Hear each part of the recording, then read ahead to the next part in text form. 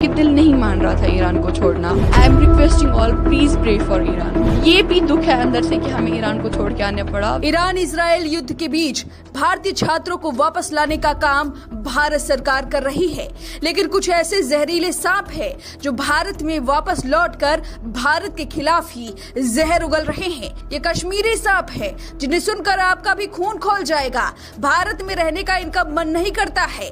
भारत पाकिस्तान से जब लड़ रहा था तो इनकी बोलती बंद थी, लेकिन अब जब ईरान पर हमले हो रहे हैं तो ये अल्लाह से दुआ कर रही हैं। जब आप इनकी बात सुनेंगे तो आप भी सोचने पर मजबूर हो जाएंगे कि आखिर भारत सरकार किनकी सुरक्षा के लिए इतना बड़ा ऑपरेशन चला रही है। आपको बता दें कि ईरान में पढ़ रहे छात्रों को वापस लाने के लिए ऑपरेशन सिंधु चलाया जा रहा है, लेकिन इसी ईरान से लौटी सबा रसूल को भारत वापस आना अच्छा नहीं लग रहा है। उनका कहना है कि उन्हें जबरदस्ती बुलाया गया है। सवाल ये है कि कश्मीर में रहने वाली सबा को ईरान की परवाह है, लेकिन जब कश्मीर के पहलगाम में आतंकी हमला हुआ तो सबा रसूल की बोलती बंद हो गई।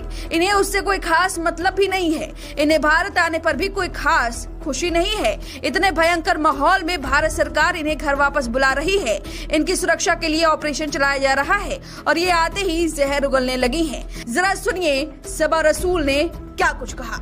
ईरान इज़ अ कंट्री जहाँ पे आपको एक चीज़ पता है कि हमें पता है मुस्लिम कंट्री है, पहली बात, और दूसरी बात हमें ये भी पता है कि वहाँ पे इंसान लड़कियाँ हमें ज़्यादातर लड़कियों की सिक्योरिटी की फ़िक्र होती है। और ईरान एक ऐसी कंट्री है जहाँ पे आपको पता है यू आर वेरी सिक्योर। अगर आप रात के 12 बजे भी 1 बजे भी बाहर हो, यू आर सेफ़। तो वो चीज़ थी, वो दिमाग में रख के मोस्ट ऑफ द स्टूडेंट्स हम वहाँ पे गए थे। तो पहले भी जब हमने देखा, जब गज़ा का वॉर स्टार्ट हुआ, तब भी ईरान और इसराइल के बीच में टेंशन्स थे, तो हमें इस बार भी लगा था इस बार भी ऐसा ही कुछ होगा।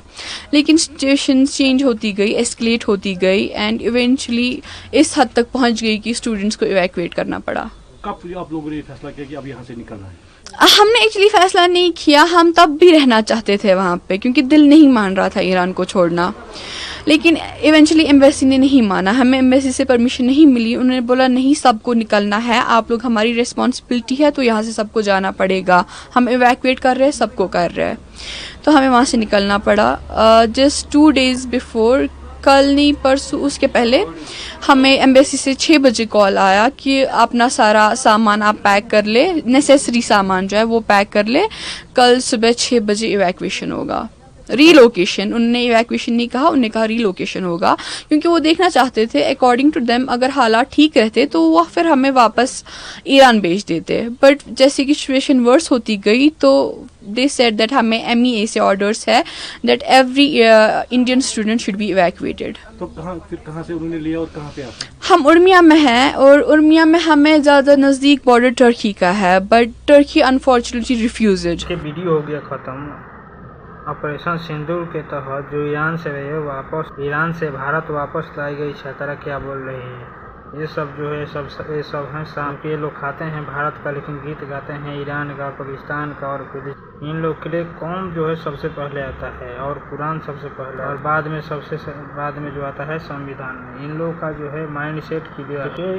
जो भारत में कहीं भी जैसे पश्चिम बंगाल में हुआ था या बांग्लादेश में हुआ था, उसके लिए इन्होंने धरना प्रदर्शन नहीं किया, लेकिन फिलिस्तीन में क्या हो रहा है, ईरान में क्या हो रहा है, वहाँ पे इन लोग का छाती फट रहा है और पिछवाड़ा भी फट रहा है। और उसके लिए देखिए क्या बोल रही है कि प्लीज़ सब लोग प्रे करिए ईरान के लिए। ईरान का हम लोग ठेका लिए हैं।